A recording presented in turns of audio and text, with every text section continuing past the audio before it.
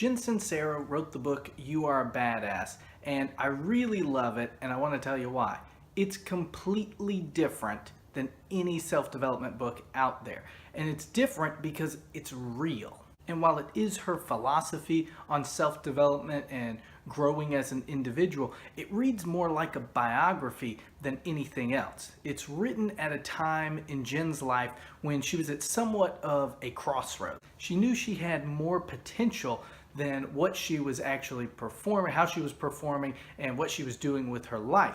And it was time for her to either accept the life she had or step up her game and get the life she wants to live.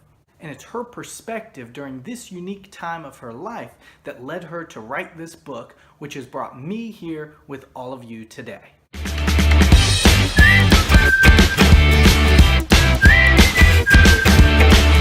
Hey, what's up? It's Gene Clark with Self-Development U, and this week I'm bringing you my review of the book You Are a Badass. If you haven't checked out my summary or if you haven't checked out the book at all, feel free to click the link in the description to that book. I'm also going to leave an affiliate link in the description where you can purchase the book. If you are going to purchase it, I'd really appreciate it if you did it through that link. That's going to help support the channel and help us grow. And please stick around until the end of the video where I'm going to give you next week's book in advance so you can go ahead, make that purchase. There will be a link in the description as well, and you can stay one step ahead of the game. So I really like the book because it's written very differently than most of the self-development books that are out there. And because of that, I think it's a great intro book for anybody that's looking to just start their journey. Like I said, Jen writes it from her perspective as she's getting started on this kind of life-changing journey. And it gives you a lot of great information, but it's not that typical self-development book that a lot of people are used to, that if you're not into that genre, you might not want to read at all. So it's a great kind of first step on that journey.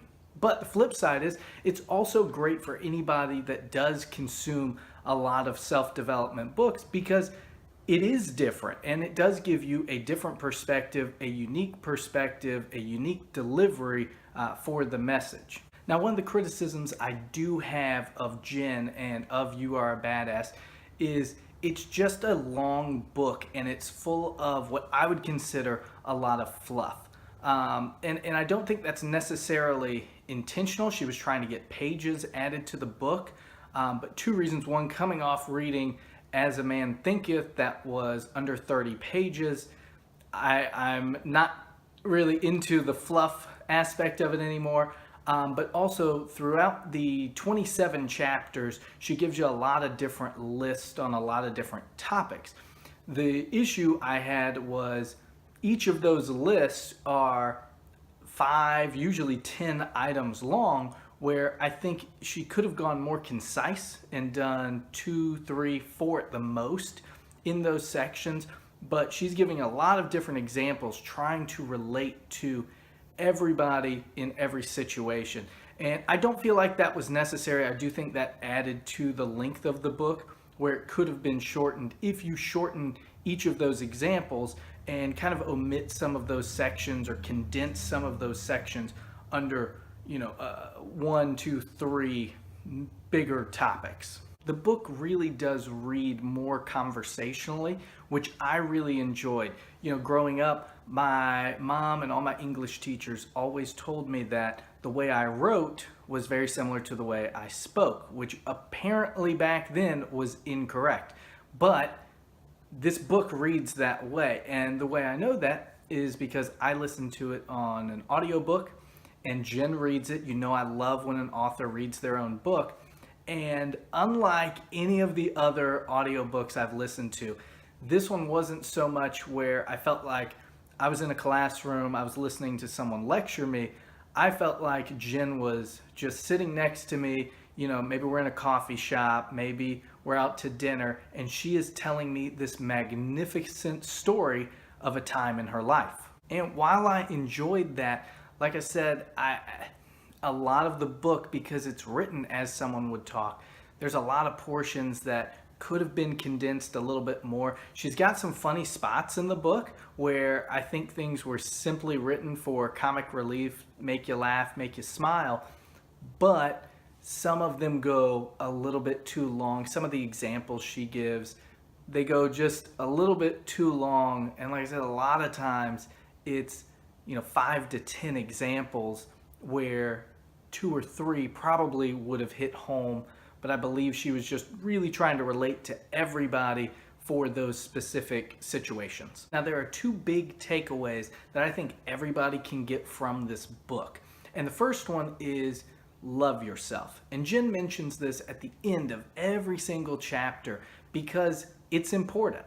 If you don't love yourself, if you won't let yourself be happy, if you're not happy with who you are or who you're trying to be, you're not going to get far on this self-development journey. So loving yourself is really a good first step in that direction. And I think that's something we all need to remember. And maybe that's what it's all about. Maybe we all have something inside of ourselves telling us we need to be better, we need to do better, we need to become better versions of ourselves.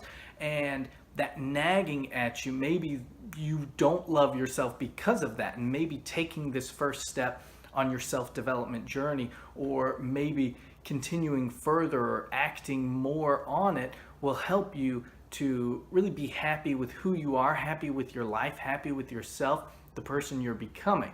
But if you ignore that, well, you're probably not going on this journey anyway. But if you ignore it, even if you try to further develop yourself, you're just not going to get as far, because you're probably going to think, well, you don't deserve to be happy, or you don't deserve to be better because you don't love yourself enough to let yourself be happy. Another takeaway that I think everybody can get from this book, and really a lot of self-development books in general, is manifestation. Now, I don't like this term because I feel like it makes it sound too easy. You just think of something and you're gonna get it, because there's a lot more that goes into it. And yes, you can close your eyes and you can envision the future, you can see what you want, but if you're not willing to put in the work, if you're not willing to look for opportunities, if you're not willing to take those calculated risks, then just thinking, oh man, I want that better paying job, oh man, I want to start that business one day, oh man, I want to be able to take care of my family and take them on this dream vacation every year, just thinking it isn't enough. That's why I don't like the term manifestation. So I'm going to use the term just willing things to happen. You're going to make it happen. Whatever you want, you're going to will it to happen. You're going to picture it in your mind, yes. And you're going to say your prayers about it, absolutely. But if you're constantly thinking about it, if it's constantly at the top of your mind, and you've done the research and you're putting in the work and you've put in the effort, you've got to take the opportunity when you see them, because if it's always at the top of your mind, opportunities are going to present themselves that if it wasn't always at the top of your mind, you wouldn't see them. But the opportunities are there, you've just got to take advantage of them. And sometimes you might have to get creative. Maybe you want to invest in real estate and you have found a great investment opportunity, but you don't quite have the cash to be able to do it, but you've got the know-how. So maybe you've got to go to some family, some friends, maybe you've got to go to a hard money lender, whatever it is, to be able to make that investment. Same with starting any other kind of business. Maybe you've got some of the funds, but you need to get an investor. Something like that, and maybe you're out and about and you hear somebody say, oh man, I don't know anything about real estate, or oh man, I'd love to invest in a local person that's trying to start their own handyman service or whatever. You've got to have this at the top of your mind if you want to manifest whatever it is. And if you're constantly thinking about it, if you're constantly looking for those opportunities and you're ready and able to take advantage of them, that's the kind of manifestation Jen talks about. That's the thing that I think really all of us need to keep in mind. It's not just think and it'll happen. It's you have to think and form a plan, and then you have to do everything in your power to will it to happen. And you've got to have faith that it will happen. My personal biggest takeaway came from my favorite quote out of the book. And it is, you are the only you there is, and you are the only you there will ever be. We are all unique in our own ways. We all have our own perspective. We all have our own wants, needs, desires, passions, hobbies, enthusiasms about whatever it is. And that's unique to us because of how we were raised, because of the environment we grew up in, because of our unique perspective throughout our entire life.